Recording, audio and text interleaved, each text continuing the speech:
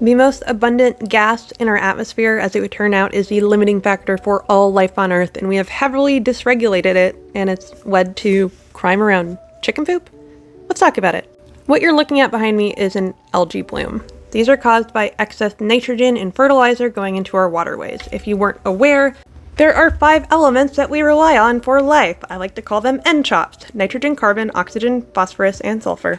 The limiting factor is nitrogen. There's plenty of all of the other things, but nitrogen, while being incredibly abundant, needs to be fixed into something that we can use.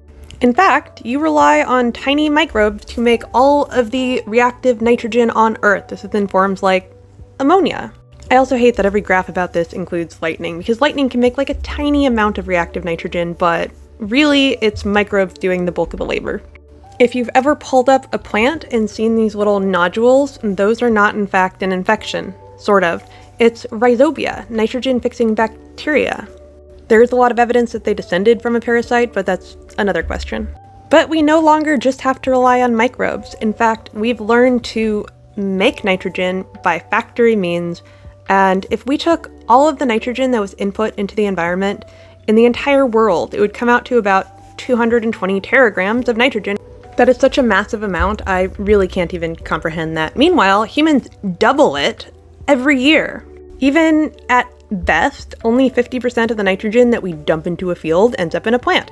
The rest ends up in the air and our water. Aside from resulting in what we call coastal dead zones where hypoxic water accumulates, it can also release toxic gases when algae expires, and it's not good. But what does this have to do with food shortages and illicit activities? Well, along with 2020, there were supply chain issues with getting fertilizer to everyone who needs it, because again, you either have to have an animal that can produce it, or you have to make it in a factory.